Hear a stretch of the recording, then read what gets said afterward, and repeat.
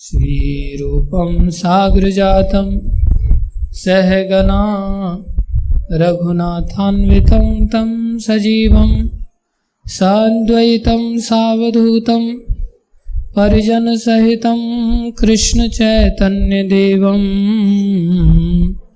श्रीराधाकृष्णपदान् सहगना ललिता श्रीविशाखान्वितांश्च।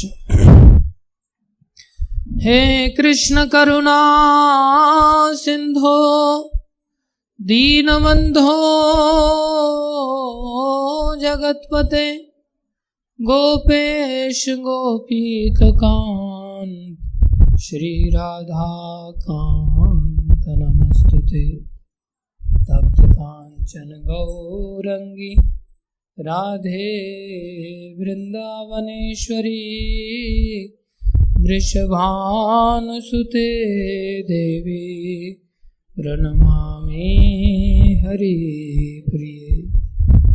वाञ्छाकल्पतरुभ्यश्च कृपा सिन्धुभ्यैव च पतितानां पावनेभ्यो वैष्णवेभ्यो नमो नमः।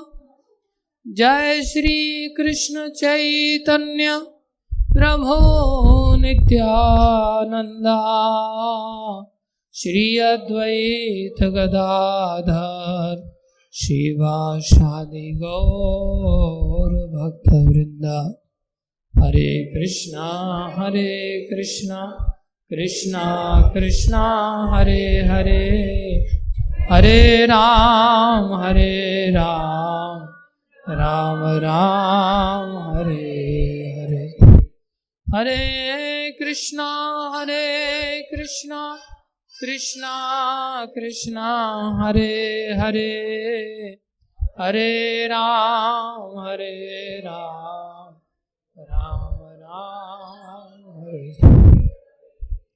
हरे कृष्णा कृष्णा कृष्णा हरे हरे, हरे राम राम राम हरे हरे। गुरुवे गौरचंद्राय राधिकाय तदालये कृष्णाय कृष्ण भक्ताय तद्भक्ताय नमो नमः।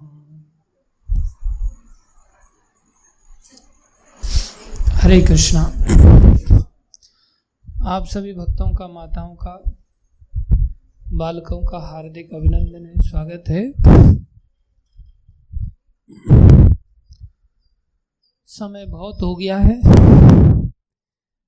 और आप लोगों का दिन भर का परिश्रम भी है, साथ में आप लोगों ने गमन भी करना है। रात को रुकते तो और भी कुछ विचार किया जाता, और आज हम थोड़े से किसी जरूरी कार्य में व्यस्त होने के कारण हम भी थोड़े लेट उपस्थित हुए आपके समक्ष। लेकिन जो भी है, गुरु वैष्णवों की दया से आप सबका हम स्वागत करते हैं।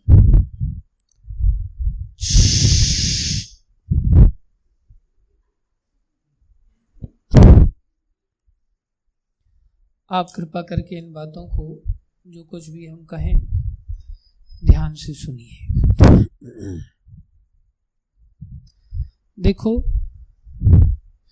ये जो संसार है जिसमें आप सभी आज लौट करके वापस जा रहे हैं, ये कई बार ऐसी अनुभूति देता है जैसी अनुभूति कल यात्रा के समय में आपने की होगी कि कल आप लोग जैसे ही थिएटर में प्रवेश किया अपने, तो आप लोगों को ऐसा लगा कि आप बद्रीनाथ आ गए हैं, और फिर 15-16 मिनट निकालना भारी पड़ गया था। सब लोग बार बार पसीने के शिकार हो रहे थे और थोड़ा सफोकेशन हो गया था। काफ़ी अरेंजमेंट था, 2-2 AC काफ़ी समय पहले से ही चालू थे, लेकिन फिर भी अचानक से फिर ऐसी स्थिति हुई कि यहाँ से कब बाहर निकलें। वो तो उस कष्ट को सहने की क्षमता थोड़ी रसखान जी के कारण हमें प्राप्त हो रही थी, है कि नहीं? अगर रसखान जी की वो लीला नहीं चल रही होती तो हम उस कष्ट को नहीं सह सकते थे। ऐसे ही आप लोग संसार में जाओ या संसार से बाहर आओ, वो संसार किसकी तरह है? उसी थिएटर की तरह है जिसमें घुसते समय ऐसा लगता ओ कितनी बढ़िया जगह पे हम आ गए। चाहे वो ऑफिस में जाओ या मकान में जाओ या कहीं भी जाओ संसार में, ऐसा लगता है कि बच गए हम। हमारे भी मकान है, हमारे भी कोई सुनने वाला है, हमारा भी कोई स्वामी है, हमारा भी कोई नाथ है, नहीं तो हम भटक रहे होते अनाथ होकर के। अच्छा हुआ हम किसी के संरक्षण में आ गए, ऐसा समझते हैं ना, लेकिन वो संरक्षण किसी काम का नहीं होता। वहां पर इतनी लोग त्रस्त हो जाते हैं कि कई बार लोग बेचारे जान से हाथ धो बैठते हैं, सुसाइड कर लेते हैं, एक दूसरे को अपना दुखड़ा ही रोते रहते जीवन भर। आप देखो सब रिश्तेदारियों में फोन लगा लगा करके यही काम होता और कुछ नहीं होता, अपना दुखड़ा ही रोते बस। और वो भी सोचते हैं जाएं तो जाएं कहाँ, जीना यहाँ मरना है। आदमी ऐसा सोचता है कहाँ जाएं, फिर वो चिल्लाता है। आखिर में पहले तो दुनिया में कूद के जाता है, फिर कहता है ये दुनिया, ये महफिल, सोचता है ये कोरा जीवन कोरा ही रह गया, आंसू खाली ऐसे ही बहते रहते हैं। ये संसार वास्तव में ऐसा ही है, उस थिएटर की तरह है जहाँ आदमी जाता है और अपने आप को ऐसा सोचता है, भाग्यशाली सोचता है कि मैं अब अनाथ नहीं हूँ, मेरा कोई नाथ है।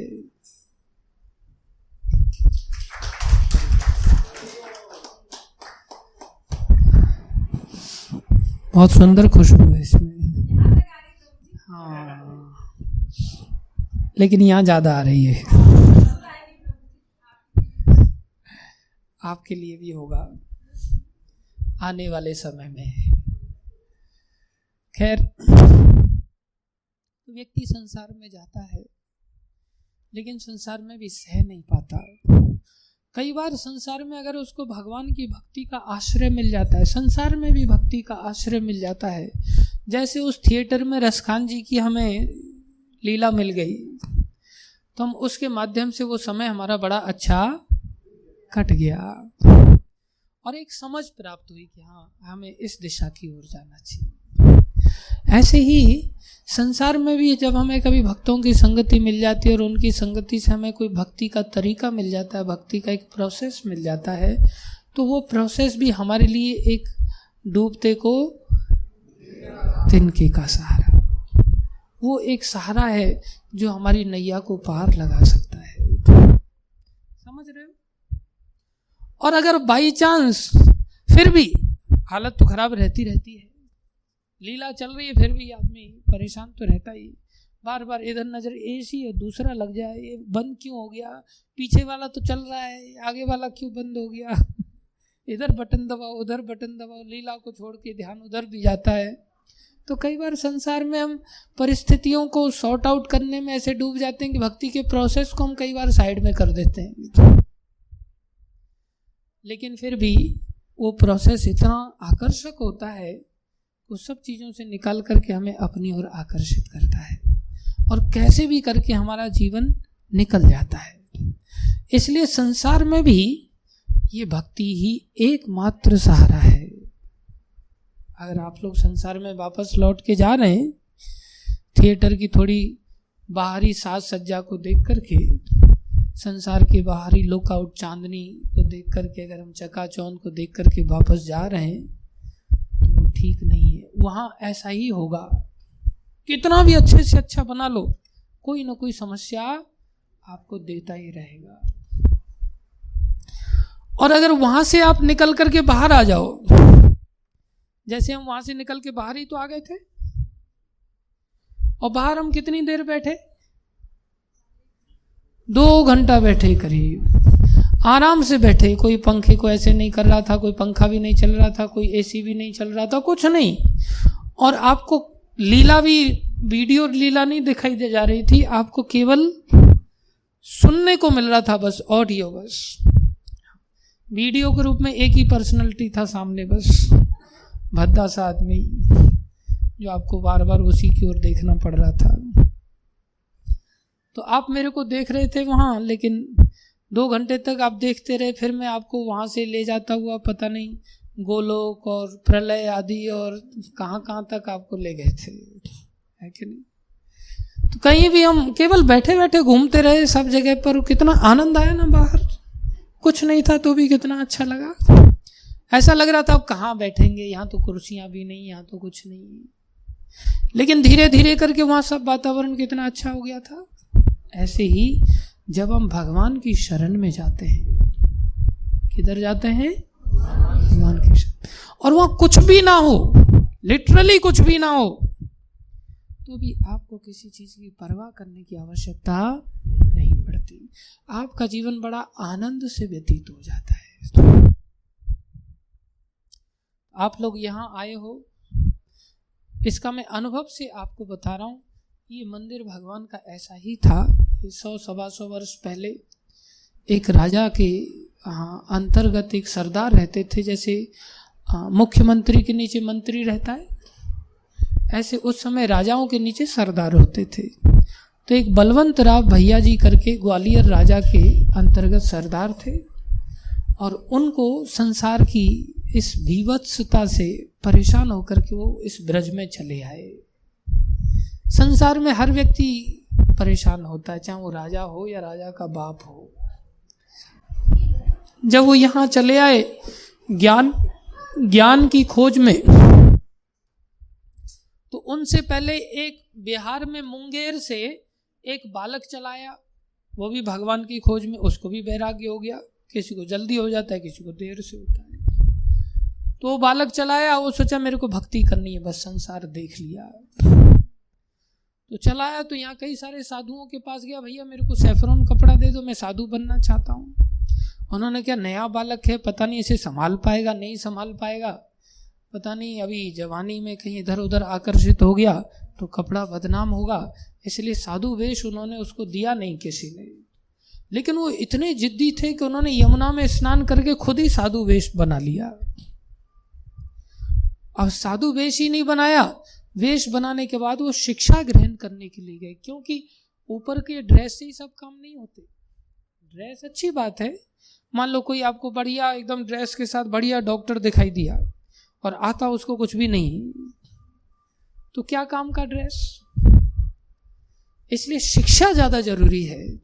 लेकिन बाहरी दुनिया क्या देखती है, ताम झाम देखती है, ड्रेस देखती है कि नहीं, वो शिक्षा को नहीं देखती। डॉक्टर शिक्षा से जाना जाएगा या ड्रेस से जाना जाएगा, लेकिन हम डॉक्टर को कैसे पहचानते हैं आजकल, ड्रेस कोड से। हमारी बीमारी है। तो उन्होंने देखा साधु बन गए, लेकिन साधु बन करके भी शिक्षा नहीं मिली, तो क्या काम का साधु जीवन। ऐसे बहुत सारे लोग यात्रा करने के लिए आते हैं और जगह जगह देखने की चेष्टा करते हैं आंखों से, लेकिन देख करके भी नहीं देख पाते। जैसे हम लोग कई बार एक्सरे निकालते हैं और एक्सरे को देखते रहते हैं आधे घंटे तक, फिर भी कुछ दिखाई नहीं देता। लेकिन डॉक्टर है 2 सेकंड में देख के फेंक देता, हमको दुख लगता है। 300 रुपए का एक्सरे निकाला, ठीक से देखा भी नहीं इसने। आंखों से उसको दिखता है कि नहीं डॉक्टर को, हमें आंखों से डॉक्टर हमें दिखता है कि नहीं, हमें भी दिखता है। लेकिन हमें एक्सरे में क्यों नहीं दिख रहा है, आधा घंटा देखने के बावजूद भी ज्ञान नहीं है। इसलिए हमारी आंखें ज्ञान से पूरित होती हैं, तब बहुत सारी चीजें हम देख सकते हैं। अगर ज्ञान नहीं है तो आंखों से दिखाई देते हुए भी हमें दिखाई नहीं देगा। इसलिए शिक्षा का महत्व ज्यादा है। कई बार अनदेखा करते हुए भी देख लेता है, उसने एक प्रकार से 2 सेकंड में फेंक दिया, अनदेखा करते हुए भी उसने देख लिया जो उसको देखना है। समझ रहे हो। ऐसे कई बार हम वृंदावन धाम में चारों तरफ घूमेंगे, सब जगह घूमेंगे, लेकिन जो देखना है वो दिखाई नहीं देगा, और जो नहीं देखना है दिखाई दे जाता है। लेकिन जब शिक्षा होगी तो क्या होगा? जो देखना है वही देख पाएंगे। और कैसे देख पाएंगे? चलते चलते देख पाएंगे। एकदम से भाव जागृत हो जाएगा, एकदम से चलते चलते, एक छटा मात्र देखने से। खाली मोर पंख मात्र देख लेंगे, अश्रुपात चालू हो सकता है अगर शिक्षा प्राप्त हो जाए तो। ऐसे आनंद में डूब सकते हैं। और मोरों का झुंड भी देख लेंगे तो भी सोचेंगे इनमें से एक मार के खा जाते हैं। अगर शिक्षा नहीं होगी तो राक्षसी वृत्ति होगी। तो इसलिए शिक्षा बहुत आवश्यक है। ऐसा नहीं सोचना चाहिए यार इस बार तो गर्मियों में आ गए, अगली बार तो कभी गर्मियों में नहीं आएंगे। और जबकि भक्त लोग सोचते हैं कि हर महीने चलो वृंदावन, उस पर लग जाएगा, इस बोर्ड लग जाएगा वहां पर, नोटिस बोर्ड पर, चलो वृंदावन, तो अगले महीने तो और ज्यादा गर्मी हो गई। हाँ हो सकती है, लेकिन हमें अगले महीने केवल शिक्षा के लिए आना चाहिए। किसके लिए आना चाहिए? शिक्षा के लिए आना चाहिए। 4-4, 5-5, 6-6, 7-7 घंटे तक ये शिक्षा की क्लासेस होना जरूरी है। वो ऐसे नहाने से और ज्यादा श्रेष्ठ है। पहले ही शिक्षा में बिठाओ तो पिन मारने वाले बहुत मिल जाएंगे, क्या किया वहां जाके बिठाया बस। तो जो व्यक्ति थे इन्होंने यमुना स्नान खुद से किया, जगह जगह घूमे, लेकिन उसके बाद शिक्षा के लिए चले गए। और उन्होंने यहीं पर एक रामकृष्ण पंडित जी महाराज रहते थे, उन सब की कथाएं सुनाने जाएंगे तो कई दिन लग जाएंगे। उनसे जाकर के उन्होंने शिक्षा लिया और उनका नाम पड़ा हरिचरण दास। क्या नाम पड़ा? हरिचरण दास। इधर जो फोटो आप देख रहे हैं ये वही हरिचरण दास बाबा जी हैं। बोलो हरिचरण दास बाबा जी महाराज की जय। समझ में आया? ये हरिचरण दास बाबा जी, आप यहाँ जैसे राधा कुंड पे गए, कुसुम सरोवर गए थे क्या आप लोग? नहीं गए? हाँ, दूर से देखा ना, लाइट जहाँ जल रही है वहाँ ऐसे ही छतरियाँ हैं ऊपर, तो वहाँ छतरी पे नीचे बैठ करके वो अपना जप करते थे हरिचरण दास बाबा जी। थोड़ा राधा कुंड पे जप करते थे। इनके लिए कोई निवास स्थान ऐसा नहीं था, घूमते फिरते ही भगवान के नाम का जप करते घूमते रहते थे। उसी समय ग्वालियर के जो सरदार थे बलवंत राव जी, उनको वैराग्य आया, वो भी शिक्षा के लिए उनके पास पहुंचे। उन्होंने कहा मेरा एक शिष्य है हरिचरण दास, तुम उनके पास जाके शिक्षा ले लो। तो उन्होंने इनके पास आकर के शिक्षा लिया और इन्होंने ही उनको प्रेरित किया कि तुम्हारा जीवन सारा राज वैभव के साथ व्यतीत हो गया, तुमने भगवान की सेवा नहीं की, धिक्कार है तुम्हारे जीवन को। तुम अभी भी भगवान की कृपा को अपनी ओर आकर्षित कर सकते हो बलि महाराज की तरह। बलि महाराज ने 3 पग भूमि के रूप में सर्वस्व दान देकर के भगवान को आकर्षित कर लिया, तुम भी भगवान की कृपा को आकर्षित करो। तो इनके कहने पर बलवंत राव जी ने इस मंदिर का निर्माण किया था। उस समय चारों तरफ घना जंगल था, केवल एक परिक्रमा मार्ग में मानसी गंगा एक स्थान था और कोई स्थान नहीं था। ये दूसरा स्थान था जहां लोग बैठते थे, प्रसाद पाते थे।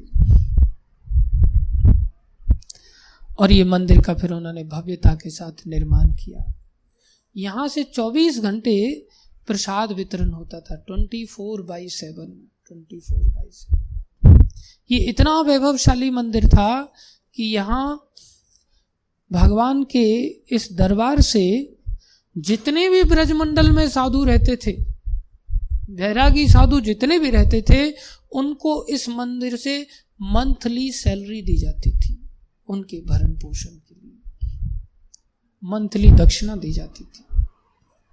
उस समय आना पाई में करेंसी होती थी, उस समय यहाँ से रुपयों में दक्षिणा दी जाती थी। ऐसा वैभव था इस मंदिर का, क्योंकि भक्तों ने बड़े भाव से बनाया था। और ये मंदिर उसी वैभव से आगे बढ़ता रहा। आज से 60 साल पहले जब जहाँ इस प्रकार से सेवाएं होती हैं, भक्ति करते हैं भक्त लोग, तो फिर भगवान को आना पड़ता है। और भगवान को यहाँ से कहीं आने की जरूरत नहीं है, तो दिव्य स्थल है ही ऐसा दिव्य कि यहाँ तो भगवान सदा रहते हैं। तो क्या हुआ, यहाँ पर इतने सेवाओं के साथ भी 24/7 जब प्रसाद वितरण हो रहा है तो भक्त लोग कितने बिजी रहते होंगे, कितना कुकिंग करना पड़ता होगा। उस समय ऐसा नहीं था कि गैस थी फटाक से बटन दबाओ, उस समय ऐसा नहीं था टाइल्स थे वाइपर मारो साफ हो गया। गोबर से मिट्टी से चौका लगाया जाता था, लीपा जाता था, लकड़ियों से भट्टियों में कुकिंग की जाती थी, बर्तनों को रगड़ा जाता था बड़े बड़े, ऐसा सब कुछ होता था। तो यहाँ उस संघर्ष के साथ सेवा की जाती थी। लेकिन उस संघर्ष में भी नियम था यहाँ पर कि इसी हॉल में प्रतिदिन सुबह में भागवत क्लास होती थी। क्या होती थी? भागवत का क्लास। आज भी होती है। बोले उस भागवत क्लास में प्रत्येक व्यक्ति को बैठना है प्रतिदिन। अगर एक भी व्यक्ति नहीं बैठेगा तो मंदिर में नहीं रह सकता। बोले ऐसा क्यों जरूरी था? बोले अगर भागवत क्लास सुनोगे जिसमें भगवान की भक्ति की, भगवान का भक्तों की, भगवान की महिमा सुनाई जाती है, उससे ऐसा होगा कि तुम्हें भगवान की सेवा कभी बोझ नहीं लगेगी। भगवान की सेवा कभी बोझ नहीं लगेगी। और संसार तुम्हें बोझ लगने लगेगा। क्या सुनेंगे तो? भागवत कथा सुनेंगे तो। क्यों बोझ लगने लगेगा? क्यों? भागवत ऐसा ग्रंथ है जो दूध का दूध और पानी का पानी कर देता है। इस भागवत का आस्वादन करने वाले परमहंस कहलाते हैं। कौन कहलाते हैं? परमहंस। हंस की ही ऐसी क्षमता होती है कि उसको पानी और दूध मिला करके दे दिया जाए तो वो पानी को छोड़ देता है और दूध को पी लेता है। दुनिया में कोई ऐसी मशीन नहीं पैदा हुई जो दूध और पानी को मिलाने के बाद अलग कर सकता हो। कौन सा जीव ऐसा? हंस। और भागवत का आस्वादन करने वाले कौन बन जाते हैं? परमहंस। तो मिलावट चलेगी उनके जीवन में?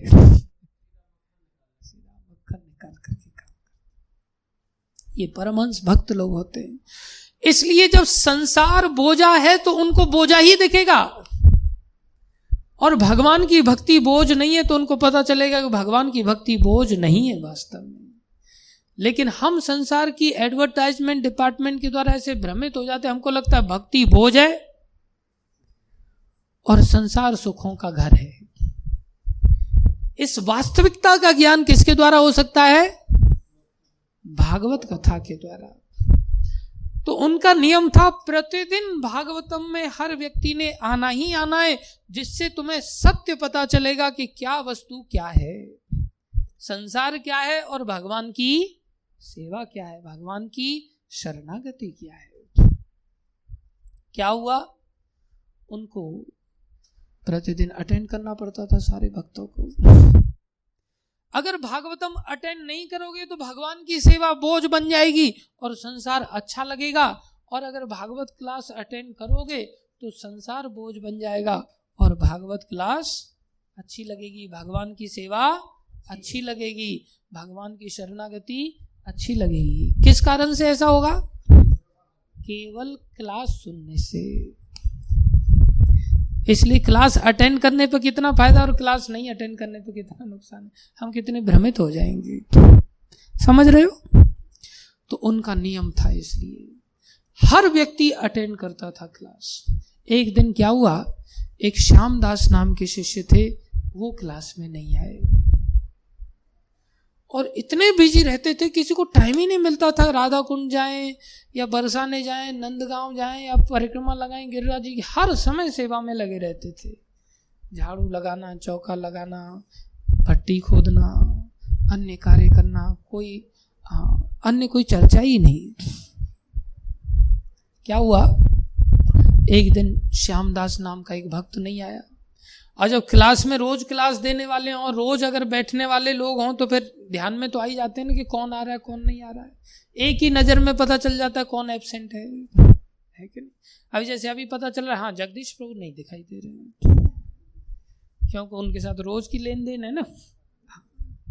आप लोगों के साथ अभी रोज का लेन देन चालू नहीं हुआ, अभी तो हम ईद के चांद है ना, कभी कभी खिलते हैं, इसलिए पता नहीं कौन आ रहा है और कौन जा रहा है।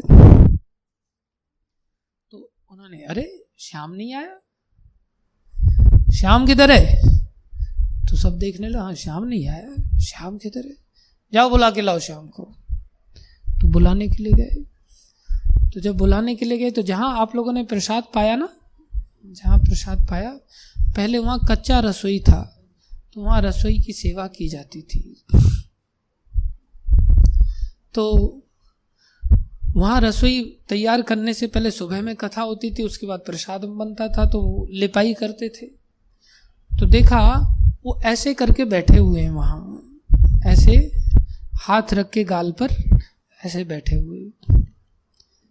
पीछे से उसने आवाज ली, श्याम श्याम।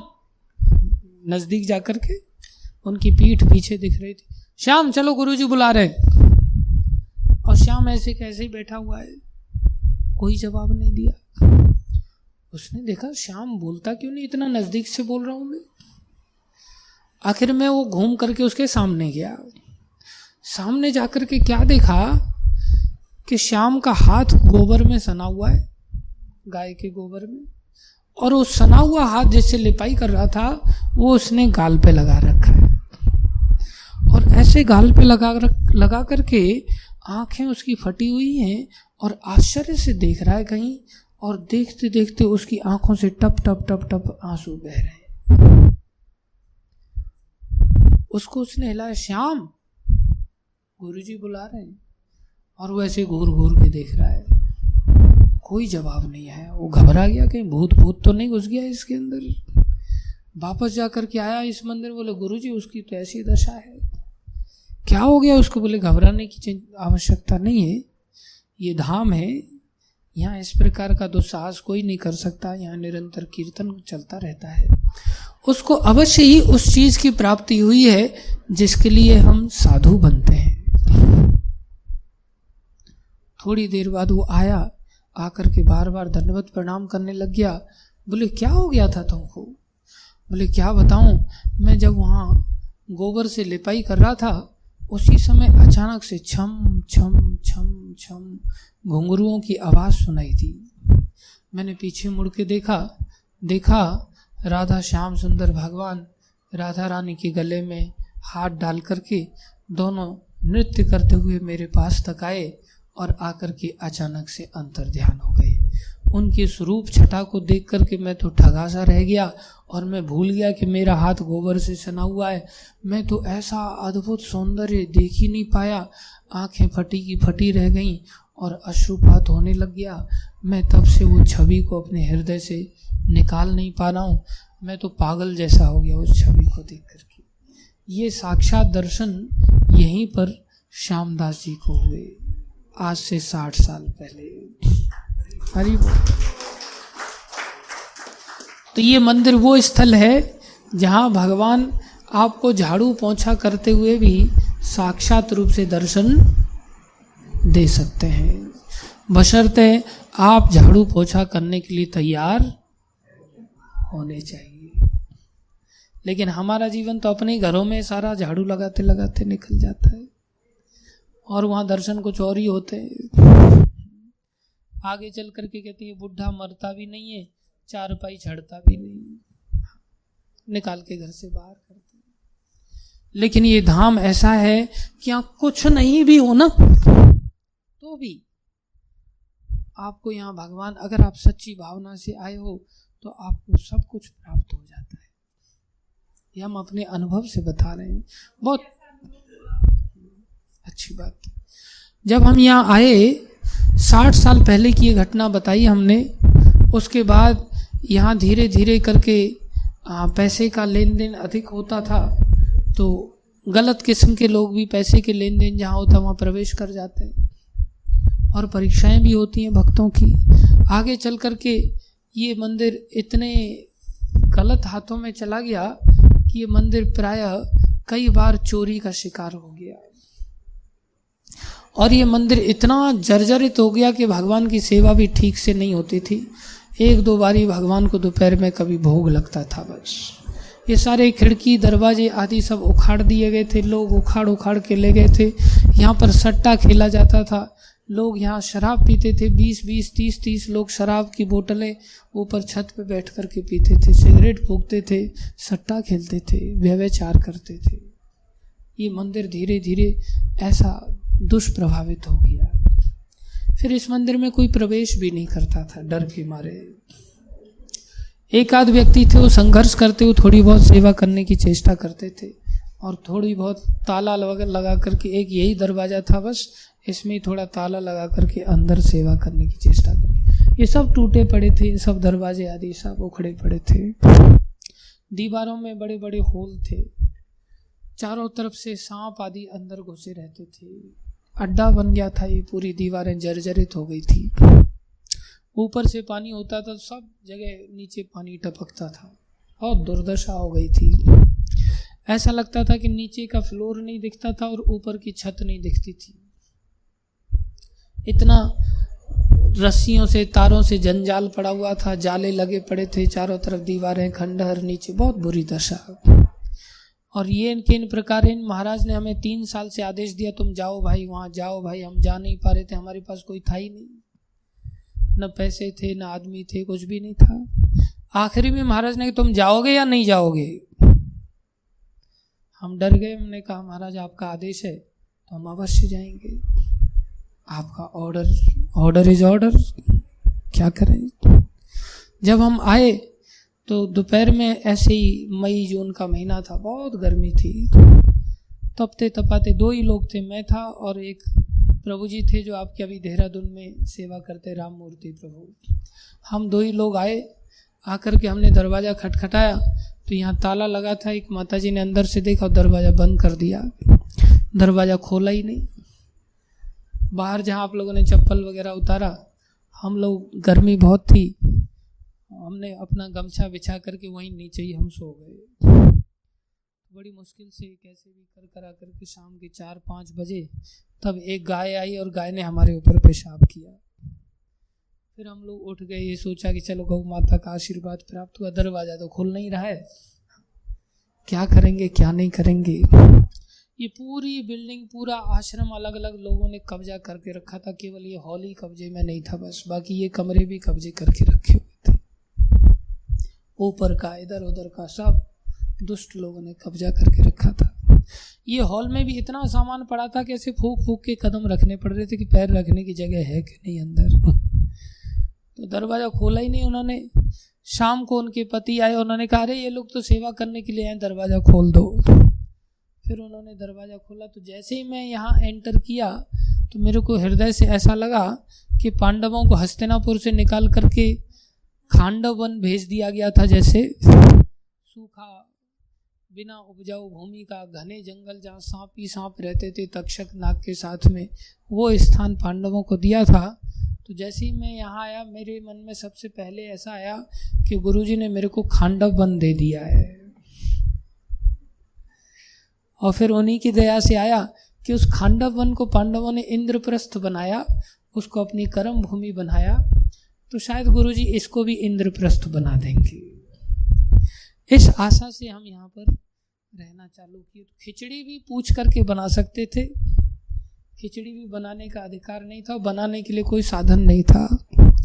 बड़ी मुश्किलों के साथ कैसे भी 4-6 दिन ऐसे व्यतीत हुए। साफ सफाई करने लगे, थोड़ा बहुत हर व्यक्ति के सामने जितने भी कब्जेदार थे सलाम ठोकते थे, जी हजूरी करते थे।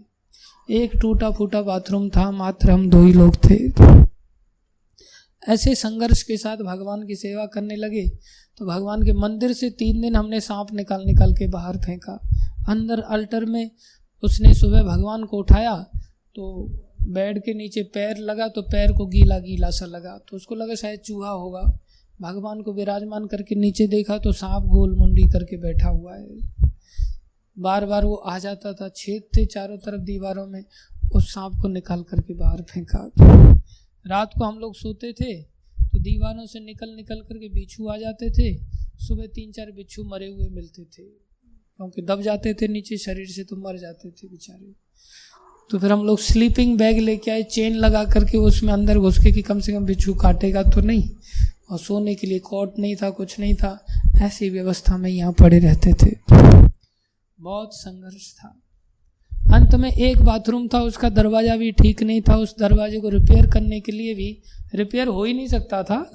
हम सोच रहे थे नया दरवाज़ा रिप्लेस कर देते हैं, तो नया दरवाज़ा भी हम लगा नहीं सकते थे, मार्केट से ला नहीं सकते थे। तो हमने चालाकी से 2 गद्दे खरीदे फोम के, और 2 गद्दे खरीद के उसमें नया दरवाज़ा हमने खरीद करके अंदर छुपाया और उसको रिक्शे में डाल करके अंदर लेके आए। लोगों को लगे कि भाई ये गद्दे ला रहे हैं, दरवाज़ा नहीं ला रहे हैं, और इस प्रकार से हमने अपना खुद से वो चिनाई करके वो दरवाज़ा लगाया। फिर 2-4 और भक्त लोग आए, फिर उन लोगों ने वेल्डिंग करना सीखा, टाइल लगाना सीखा, चिनाई करना सीखा, वेल्डिंग की मशीन हमने खुद से खरीदी। फिर धीरे धीरे धीरे धीरे कृष्ण कृपा से, प्रभुपाद कृपा से, गुरु कृपा से ऐसा हुआ कि एकदम से धीरे धीरे ऐसा परिवर्तन आने लग गया। काफ़ी संघर्ष होते थे, आए दिन माफियाओं के साथ झगड़े होते थे, भक्तों को पुलिस पकड़ के ले जाती थी, रात को 3-3 बजे तक पुलिस स्टेशन रखती थी। एक दिन मेरे को उठाने के लिए बोला कि आपको थानेदार साहब बुला रहे हैं, बिठा के ले गए और वहाँ जाके अंदर कारागार में डाल दिया उन्होंने। तो वहाँ भगवान की दिव्य इच्छा से वहाँ से भी हम निकल करके आ गए। उसी दिन 1-8 घंटे बैठे होंगे, तुरंत भगवान ने निकाल दिया। तो काफ़ी संघर्ष करते हुए मात्र 4 साल व्यतीत हुए, और महाराज की दया से पिछले 3-4 महीने पहले ही इधर साइड का पोर्शन दुष्टों से खाली हुआ, और अभी पूरी तरह से भगवान का ये परिसर पूरी तरह से खाली हुआ। और तब से अभी तक करीब हम इसमें 80-90 लाख रुपए लगा चुके हैं, जबकि हम किसी से मांगते भी नहीं और कहीं से कोई ऐसी व्यवस्थाएं भी नहीं करते। फिर भी भगवान ने ऐसा डिवाइन अरेंजमेंट किया कि मेरे पिताजी का शरीर छूट गया और उनका फंड का 50 लाख रुपया था, वो कैसे भी भगवान की सेवा में लग गया। तो ये भगवान का अरेंजमेंट था। समय समय पर लोगों ने भी इस प्रकार से सहयोग किया। लोग तो क्या सहयोग करेंगे, ये सारा अरेंजमेंट भगवान का ही है। तो भगवान ने धीरे धीरे करके ऐसा सुंदर इंद्रप्रस्थ बनाने की ओर अब आगे बढ़ रहे हैं। क्या ऊपर की छत भी दिखती है, नीचे का फ्लोर भी दिखता है, दीवारें भी दिखती हैं, बाकी सब चीज़ें। अभी हमारे पास 18-20 बाथरूम हैं, और धीरे धीरे करके कमरे भी हैं और भी व्यवस्थाएं बन रही हैं। ये सब चल रहा है। तो मात्र 4 साल के अंदर ऐसा चमत्कार हुआ कि भगवान ने सारी चीज़ों को बड़ी अच्छी तरह से ऐसा रूप दे दिया, और फिर भक्त भी भेज दिए। फिर 20-30 भक्त लोग आराम से अपना जीवन यहाँ पर व्यतीत करते हैं, निरंतर समर्पित भाव से होकर के रहते हैं। तो मैं ये कह रहा था कि जैसे हम थिएटर से निकल करके बाहर गए थे और बाहर फिर सब कुछ अच्छा लगने लगा, ऐसे ही हम इधर उधर से भटक करके जब भगवान ने हमें यहाँ दिया तो यहाँ कुछ भी नहीं था।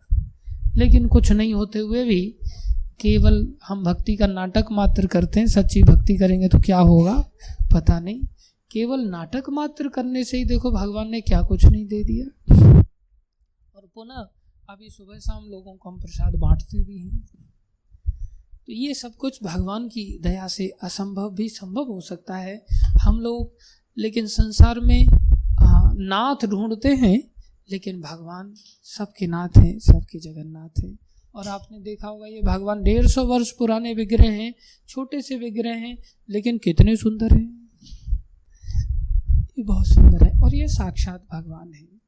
हमसे पहले भी लोग आए थे, उन्होंने यहाँ को बिजनेस का अड्डा बनाने का प्रयास किया, लेकिन वो सारे लोग भगवान ने महीने 2 महीने में सबको गायब कर दिया, किसी को टिकने ही नहीं दिया। लेकिन हमें भगवान ने ऐसा टिकाया इन्हीं ने दया करके कि सारे ब्रज में हमारी चर्चा होती रहती है।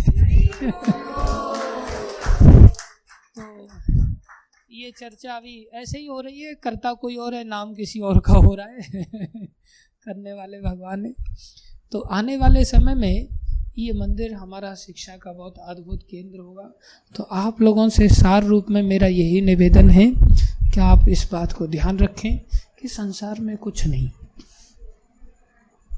संसार में आदमी एक मकान बनाने में पूरा जीवन निकाल देता है, एक गाड़ी लाने में पूरा जीवन निकाल देता है। हमारे पास साइकिल भी नहीं थी, आज हमारे पास इतनी गाड़ियां हैं कि उनकी धूल साफ करने की हमारे पास ताकत नहीं है, उन पर धूल आ जाती है इतनी सारी। इसलिए हम चाहते हैं देहरादून से आप सब लोग यहाँ पर समर्पित हो जाओ। हम तो ये चाहते कोई वापस जाओ ही मत, जिससे आप सबको यहाँ पर बहुत सारी सुविधाएं भगवान देंगे समय समय पर। तो असंभव भगवान संभव करते हैं, क्योंकि वो जगत के नाथ हैं। भगवान जब प्रकट कैसे होते हैं? भगवान आराधना से प्रकट होते हैं। इसलिए आप सब लोग यहाँ आराधना की सर्वोत्तम स्थली है, इससे बड़ी कोई स्थली नहीं है। तो आप लोगों ने ऐसा नहीं सोचना है कि हमारी ये यात्रा हो गई, अब गर्मियों के बाद कभी यात्रा में आएंगे, नहीं। यहाँ के लिए तो हमेशा के लिए मौका मिल जाए तो हमेशा के लिए रहो, और जीवन में हर महीने अगर अवसर मिले तो हर महीने आप सब लोगों ने समय निकाल करके आना ही आना है। तो कौन कौन नहीं आएगा हाथ खड़ा करो जरा। अरे वो सारे आएंगे या औरों को भी लाएंगे? Very good. तो जो लोग आने जाने का झंझट नहीं मोल लेना चाहते, थिएटर में नहीं जाना चाहते, वो यहीं रहो कंटिन्यूअस। खैर, ये भगवान का दरबार है, हमें इसमें अपने जीवन को समर्पित करना चाहिए।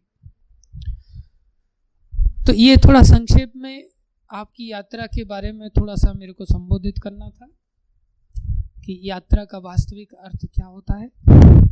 ये भगवान ने धाम हमको दिया है जहां हमें परिश्रम नहीं करना, कुछ सहज रूप में। जैसे आप परिश्रम करके गंगा जी जाओ तो गंगा जी जाने पर पुण्य मिलेगा कि नहीं? कुछ गलत करोगे तो उसका पाप लगेगा कि नहीं? लगेगा ना। सोच के गलत करो तो भी पाप लगना है, अनजाने में गलती करो तो भी। ऐसे सोच के भक्ति करोगे तो भी भक्ति का पुण्य मिलना है, और अनजाने में भक्ति करोगे तो भी पुण्य मिलना है। तो ये धाम ऐसा है कि इस धाम को भगवान ने दिया इसलिए कि किसी को कहने के लिए कहो ना कि भाई तू ऐसा कर ले जरा, तो आसानी से करता नहीं। उसको कहा जाए कि भाई तू भक्तों के दर्शन कर जरा, तो नहीं करने जाता। लेकिन इस धाम में अगर कोई रहता तो चाहे या न चाहे उसे भक्तों के दर्शन करने ही पड़ेंगे। तो उसके न चाहने पे भी भक्ति हो रही है कि नहीं? तो उसको करनी पड़ रही है क्या? नहीं। वो सोचे नाम लो या नाम बुलवाओ, किसी से प्रचार प्रसार करो, उसको करने के लिए कहो तो नहीं करेगा वो। लेकिन यहाँ धाम में रहोगे तो राधे राधे आपको बोलना ही। आप नहीं भी चाहो सुनना तो भी आपको राधे राधे सुनना ही पड़ेगा। किसी को बोलो जाकर के रमन रेती में या धाम में जाकर के थोड़ी बहुत मिट्टी अपने सर पे लगा लो, नहीं जाएगा लगाने के लिए। बोले मैंने क्रीम लगाए फेयर एंड लवली, मैं भला मिट्टी लगाऊंगा? या फेयर एंड लवली लगाओ या एवर यूथ लगाओ, आप कुछ भी लगाओ, आपको यहाँ पाउडर के रूप में ब्रज रस स्वीकार करनी ही पड़ेगी। कितने भी अशोक प्रभु की तरह आप पॉकेट में हाथ डाल करके रमन रेती में घूमते रहो, लेकिन आखिर में कोई ना कोई तो आपके सर पे डाल ही देगा।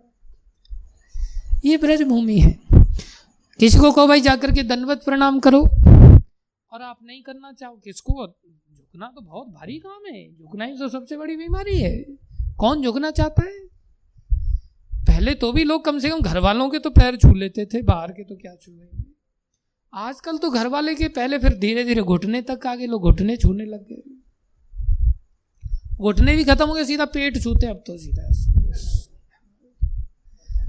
झुकना कितना खतरनाक है, कोई नहीं झुकता। और दंडवत करने के लिए कहो तो प्राण निकल जाएंगे। लेकिन यहां धाम में कौन ऐसा व्यक्ति है जिसको यहां लेटना नहीं पड़े? दंडवत मत करवाओ, उसको यहां लेटना ही पड़ेगा। यहां ठंडी भी इतनी कड़ाके की पड़ती है कि उसको सोना पड़ेगा, गर्मी भी इतनी कड़ाके की पड़ती है, कहीं ना कहीं जाकर के पेट ढूंढ करके लेटेगा ही। बोले अगर कोई लेट गया यहां तो उसको दंडवत का फल मिलता है। यहां कई बार हमारे भक्तों को तो सुबह उठाना भारी पड़ जाता है। हम कहते प्रभु उठो, बोलते दंडवत का फल पा रहे हैं।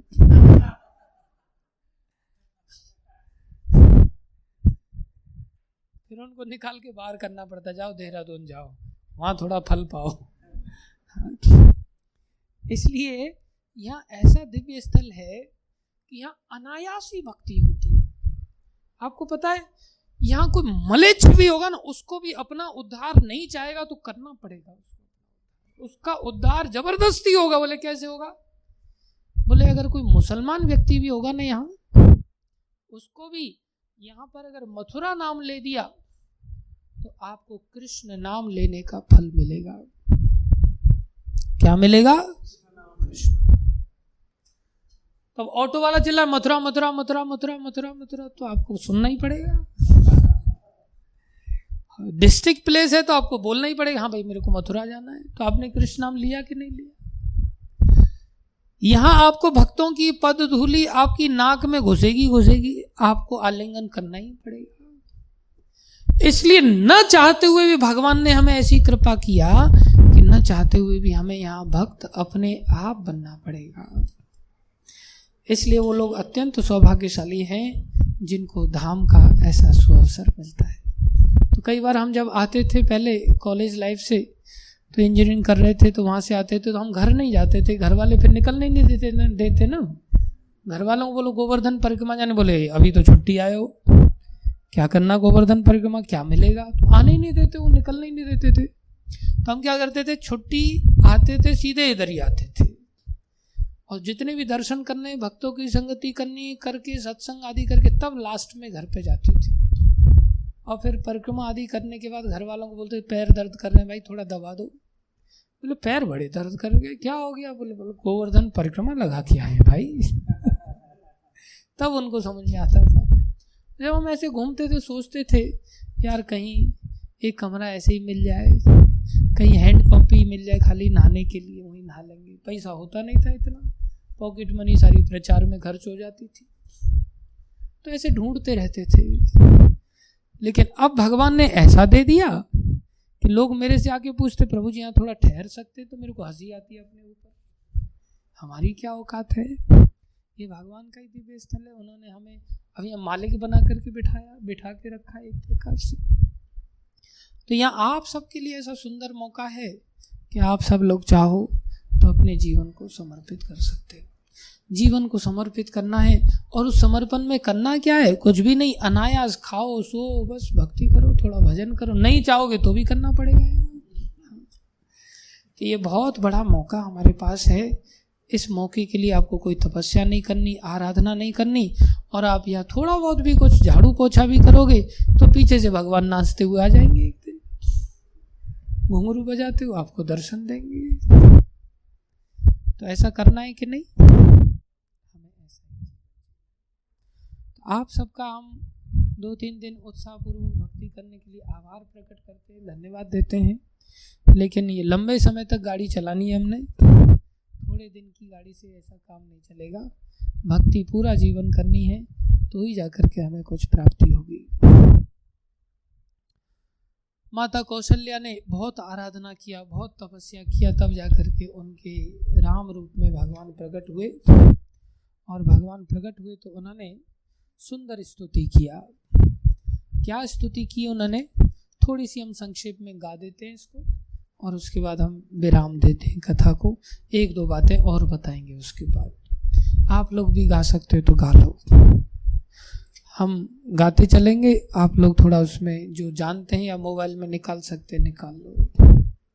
भय प्रगट कृपाला दीन दयाला कौशल्या हितकारी हर्षित महतारी मुनि मनहारी अद्भुत रूप विचारी लोचन अभिरामा तनु घन श्यामा निज आयुध भुज चारी भूषण वनमाला नयन विशाला शोभा सिंधु खरारी अद्भुत इसका वर्णन है। अब वर्णन एक एक लाइन का करने जाएंगे तो एक एक घंटा लगेगा कम से कम। आप लोग अगली यात्राओं में, हमने कहा ना शिक्षा मिलेगी, तो हमारा पेंडिंग कोर्स उस समय कंप्लीट करेंगे। ज्यादा दिन के साथ आना। कई दुई कर जोरी अस्तुति तोरी, के ही विधि करो अनंता। माया गुण ज्ञानातीत अमाना, वेद पुराण भनंता। करुणा सुख सागर सब गुण आगर, जेई गावहि श्रुति संता। सो मम हित लागी जन अनुरागी, भयो प्रगट श्रीकंता। ब्रह्मांड निकाया निर्मित माया, रोम रोम प्रतिवेद कहे। मम उर्सो वासी यह उपहासी, सुनत धीर मति थिर न रहे। उपजा जब ज्ञाना प्रभु मुस्काना, चरित बहुत विधि कीन चहे। कही कथा सुहाई मात बुझाई, जय प्रकार सुत प्रेम लहे। माता पुनि बोली सो मत डोली, तजहु तात यह रूपा। की जय शिशु लीला अति प्रिय शीला, यह सुख परम अनुपा। सुने वचन सुजाना रोदन ठाना, होए बालक सुरभूपा। यह चरित जे गावई हरि पद पावई, तेन परहि भवकूपा। इस संसार को भवकूप कहते हैं, भव सागर कहते हैं। हम सब भव रूपी कुएं में संसार में पड़े हुए हैं और दुखों को भोग रहे हैं। फिर मैं थिएटर में आपको ले जाऊंगा। आप जब उस थिएटर में गए तो आप लाख प्रयास कर रहे हैं हिलाने का, बटन दबाने का, हाथ हिलाने का, अपनी चादर हिलाने का। सबसे बेस्ट उपाय क्या था उस सारे समस्याओं का समाधान के रूप में? बाहर निकलना। बस तालियां बजाइए सब माता जी के लिए। सबसे बेस्ट उपाय, बाहर निकलो ना, वहां क्या समाधान ढूंढ रहे हो? ऐसे भगवान कह रहे हैं, अरे यह चरित जे गावई हरि पद पावई, तेन परहि भवकूपा। वो भवकूप में नहीं गिरेंगे। इस चरित्र को जो गाएगा वो हरि पद को पाएगा, वो भगवान के धाम को पाएगा। इस चरित्र को गाओ और सुनो, बस इतना सा करना है। निकलो बाहर। संसार में कब तक समाधान करोगे? कब तक एक जगह से दूसरी जगह मकान चेंज करोगे, एसी चेंज करोगे, वॉशिंग मशीन चेंज करोगे, झाड़ू चेंज करोगे? अरे परिवार के साथ ही मैं बोल रहा था निकलने के लिए थिएटर में से।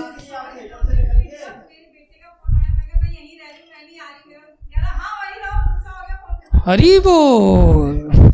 गुस्से में भी जहर खाए तो मरना है, ऐसे गुस्से में रसगुल्ला खाए तो अच्छा ही लगना है ना।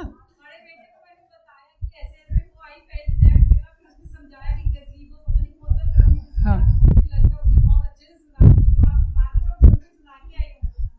नहीं, अच्छी बात है, लेकिन फिर भी उनको समय लगता है। लेकिन क्रोध में भी अगर कहे जा तू रसगुल्ला ही खा, तो खा लेना चाहिए ना। क्रोध में भी कोई बुरा थोड़ी कह रहा है। तो पॉइंट इज, हमें संसार में गिरना नहीं पड़ेगा, उसके लिए चरित्र को सुनना पड़ेगा। आपको पता है भगवान के चरित्र कितने हैं? भगवत गीता ही मात्र 700 श्लोक, भागवतम में 18,000 श्लोक। कितने? 18,000।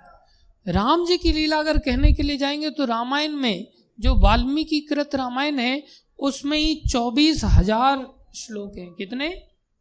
24,000 श्लोक।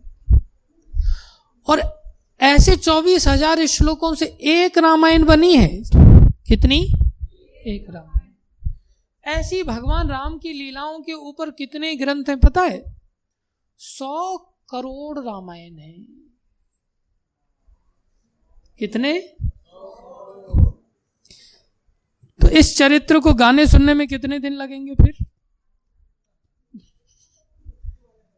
तो ये चरित्र को छोड़ करके संसार में हम कहां भटक रहे हैं फिर? 100 करोड़ रामायण है जो देवलोक में देवताओं ने अलग लिखी, यहाँ पर अलग लिखी, अलग अलग लोगों ने बहुत सारी रामायणें लिखी हैं। चलो इस रामायण की शिक्षा के रूप में मैं सार रूप में आपको बस दो दोहे थोड़ा सा सुनाता हूं।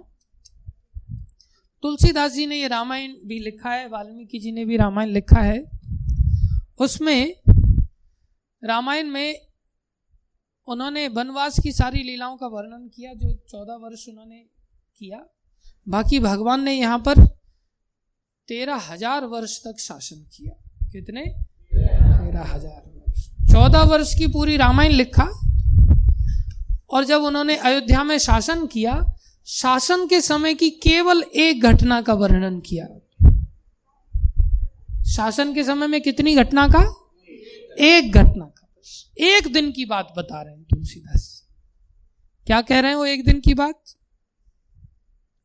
बहुत बड़ी बात कह रहे हैं। आप सब लोग हमेशा के लिए इन बातों को हमें ध्यान रखना चाहिए अगर जीवन में हम वास्तव में अपने जीवन को सफल बनाना चाहते हैं तो। नहीं तो भैया जीवन तो विफल ही विफल है।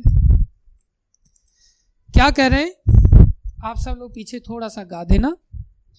एक बार रघुनाथ बुलाए, एक बार रघुनाथ बुलाए। भगवान राजपाट चालू कर दिया। अभी हमने प्रकट तो भगवान को कर दिया, युद्ध भी लड़के भगवान आ गए, सीता को वापस लेके आ गए। अब पूरी आप चरितावली तो राम जी की थोड़ी बहुत सुन ही चुके हो, इसलिए सुखदेव गोस्वामी ने भी राजा परीक्षित को संक्षेप में सुनाया, हम भी संक्षेप में सुना रहे हैं।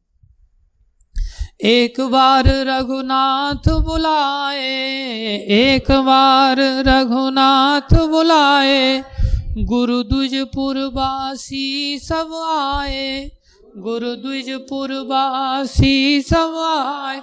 गुरुजन भी आए भगवान के बुलाने पर, ब्राह्मण भी आए, पुरवासी अयोध्यापुरी के सब वासी आए। बैठे गुरु मुनि और द्विज सज्जन, बैठे गुरु मुनि और द्विज सज्जन, बोले वचन भगत भव भंजन, बोले वचन भगत भव भंजन। जो भक्तों के भव का भंजन करने वाले, भव का नाश, भवकूप में से बाहर निकालने वाले भगवान श्री राम क्या बोले? सुनहु सकल पुरजन मम वाणी। आप लोग नहीं बोल पाओगे, ध्यान से सुनते चलो। सुनहु सकल पुरजन मम वाणी। अरे पुरजनो मेरी वाणी सुनो। कहु न कछु ममता और आनी। मेरे अंदर कोई बहुत लाड़ नहीं आ गया, इसलिए मैं आपको नहीं बात कर रहा हूं। नहीं अनीति नहीं कछु प्रभुताई। मैं राजा हूं इसलिए दबापूर्वक ये बातें कह रहा हूं, ऐसा भी मत समझना। और ना ही मैं अनीति की बात कर रहा हूं, मैं बड़ी सरलता के साथ, स्पष्टता के साथ, ना किसी से प्रीति है ना मेरा किसी से द्वेष है, इसलिए मैं तथ्य की बातें कर रहा हूं, कोई जबरदस्ती मत समझना। सुनहु करऊ जो तुम्हें सुहाई। बाद में तुम वही करना जैसा तुमको अच्छा लगे, लेकिन मेरा सुन लो एक बार। अब जैसे आपको यहाँ पर पूरी 3-4 दिन की यात्रा कराया तो आपकी इच्छा से ही कराया ना, आपको बातें समझाई तो वो भी आपके पीछे कोई जबरदस्ती करवाने वाली थोड़ी है। आपकी इच्छा है तो करना, नहीं इच्छा है तो क्या कर सकते हैं। जीव स्वतंत्र है ना, जबरदस्ती भगवान भी नहीं कर सकते। भगवान ऐसा कह रहे हैं। क्या कह रहे हैं आगे? सोई सेवक प्रियतम मम सोई। मेरा जो सेवक है वो मेरे को बहुत प्यारा है। कौन सा वाला सेवक? मम अनुशासन माने जोई, जो मेरा अनुशासन मानता है। बाकी तुम्हारी मर्जी है, रावण भी अपनी मर्जी से चल रहा था, क्या कर सकते हैं, मानना पड़ा उसको। लेकिन मुझे वो सेवक बहुत प्यारा है जो मेरा अनुशासन मानता है, मेरा कहना। अब भगवान का कहना हमारे लिए क्या, हमें कैसे पता चलेगा? भगवान के जो भक्त लोग भेजे गए हैं, भक्त हमें जो कहें हमें वो मानना चाहिए, वो भगवान को बहुत प्यारे होते हैं। जो अनीति कछु भाषो भाई। अगर मैं कुछ अनीति की बात कहूं तो मोहे बर जाऊं भय बिसराई। कुछ गलत कहूं तो आप मेरे पास आकर के मेरे को रोक देना। देखो भगवान होकर के कितनी विनम्रता का परिचय दे रहे। कुछ गलती से अगर कुछ गलत निकले तो मेरे को रोकना, बताना तुम लोग मेरे को। फिर आगे बहुत बड़ी बात उन्होंने बताया, जो शुरुआत यहां से हो रही, आप सब लोग गाना इसको। बड़े भाग्य मानुष तन पावा, बड़े भाग्य मानुष तन पावा, सुर दुर्लभ सब ग्रंथ निगावा, सुर दुर्लभ सब ग्रंथ निगावा। ये 2-3 बातों को आप लोग हमेशा के लिए याद रखना। एक तो हमने वहां कथा सुनाई थी, कामी, अर्थी, धर्मी, मोक्ष और भक्ति चाहने वाला। वो पूरी कथा याद आएगी आपको, शायद भूल नहीं पाओगे। ऐसे ही इन 2 बातों को मत भूलना कभी। क्या घटना घटी? राम जी ने राज्य करते हुए 13,000 वर्ष के शासन में एक दिन, वो एक दिन की लीला यहाँ पर तुलसीदास जी ने गाया। इतना ही पढ़ लो, बोले बहुत है। 100 करोड़ रामायण का बाद में नंबर लगाएंगे। एक दिन सबको बुलाया और सब लोग आए, नीचे से बड़े तक। किसी ने ऐसा नहीं मैं इतना बड़ा सेठ हूँ या मैं इतना बड़ा गुरु हूँ या मैं ब्राह्मण हूँ, मैं क्यों सुनने के लिए जाना है। सब आए, हम सबको आना चाहिए। सब आए और सबको उन्होंने विनम्रता पूर्वक कहा, भाई ध्यान से सुनो, कथा यहाँ से चालू हो रही, समझ में आया ना। फिर वो कहने लगे, बड़े भाग्य मानुष तन पावा। शुरुआत भाग्य की कह रहे। भाग्यशाली कौन है? भाग्यशाली कौन है? बोले जिसको मनुष्य शरीर प्राप्त हुआ। बड़े भाग्य मानुष तन पावा, बड़े भाग्य मानुष तन पावा। ऐसा नहीं कह रहे हैं, बोले मैं कह रहा हूं इसलिए नहीं, माई वे इज हाईवे, ऐसा नहीं सोच रहे हैं। हम लोग तो ऐसा सोचते हैं, अपना झंडा ऊंचा गाड़ते हैं। नहीं, सुर दुर्लभ सब ग्रंथ निगावा, सुर दुर्लभ सब ग्रंथ निगावा। अरे पुरवासियों, अरे अयोध्यावासियों, अरे नरो, देखो ऐसा मनुष्य शरीर तो देवताओं को भी नहीं प्राप्त होता। देवता भी तरसते इसके लिए। देवता भी तरसते हैं जिनको, देवता भी तरसते हैं जिनको, वो मिला जन्म मानुष का तुमको, वो मिला जन्म मानुष का तुमको। आशा संसार की, आशा संसार की, तज दे घर बार की, तज दे घर बार की। फिर ना भुलाना, फिर ना भुलाना, सुबह शाम हरि गुण गाना, सुबह शाम हरि गुण गाना। सीखने को मिलता है कि देवता भी इस मनुष्य शरीर के लिए तरसते हैं।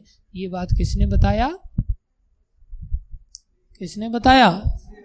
भगवान राम कह रहे हैं। क्या कह रहे हैं आगे? साधन धाम मोक्ष कर द्वारा, साधन धाम मोक्ष कर द्वारा, पाई न जेहि परलोक समारा, पाई न जेहि परलोक समार। अरे ये बहुत बड़ा साधन है भगवान के धाम को जाने का, वैकुंठ को जाने का। ये मनुष्य शरीर ऐसा साधन है, ऐसा व्हीकल है कि आप यहाँ से डेस्टिनेशन को प्राप्त कर सकते हैं, इसका सहारा लेके। ऐसा अगर कोई करता है तो वो बड़ा भाग्यशाली है। फिर अभागा कौन है? फिर उसको कैसा करना पड़ता है पता है? वो याद रखना। कह रहे हैं, सो परत्र दुख पावही, सो परत्र दुख पावही। कल उसको रोना पड़ेगा, भविष्य में उसको रोना पड़ेगा, ये शरीर छूटते ही रोना पड़ेगा, बुढ़ापा आते ही रोना पड़ेगा। फिर क्या करोगे? वो उसको क्या करना पड़ेगा? सिर धुनी धुनी पछताए, बोलो, सिर फोड़ फोड़ करके पछताएगा। और फिर क्या करेगा? काल है कर्म है ईश्वर है, काल है कर्म है ईश्वर है। कभी कहेगा मेरे को तो समय नहीं मिला, हमारा तो समय ऐसा नहीं था, हमारा तो वातावरण ही ऐसा नहीं था, या हमारे कर्म ही ऐसे नहीं थे, क्या करें, या दूसरे के कर्मों के कारण हम ऐसे बंधे रहे, या भगवान ने हमें तो बुलाया ही नहीं, ये तो दोष भगवान का है। फिर ये 3 जगह दोष लगाएगा। काल है कर्म है ईश्वर है, काल है कर्म है ईश्वर है, मिथ्या दोष लगाए, मिथ्या दोष लगाए, दूसरों के सर पे मटका फोड़ेगा। इसलिए भगवान पहले ही सावधान कर रहे हैं, अरे अयोध्यापुर वासियों, तुम ऐसी गलती नहीं करना, इस जीवन में तुम विषय में मत लगाना।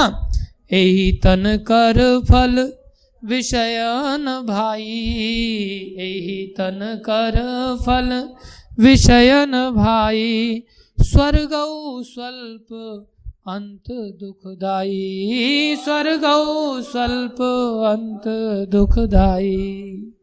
इस संसार में तुम विषयों के पीछे मत जाना, और स्वर्ग में भी अगर चले जाओगे तो वो भी थोड़ी देर का होता है, उसका अंत भी दुखदाई होता है।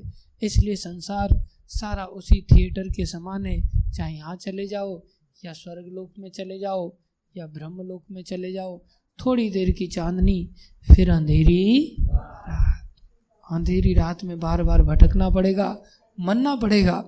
इसलिए हम सभी भगवान की शरण में आए और अपने इस दुर्लभ मनुष्य जीवन को सफल बनाएं।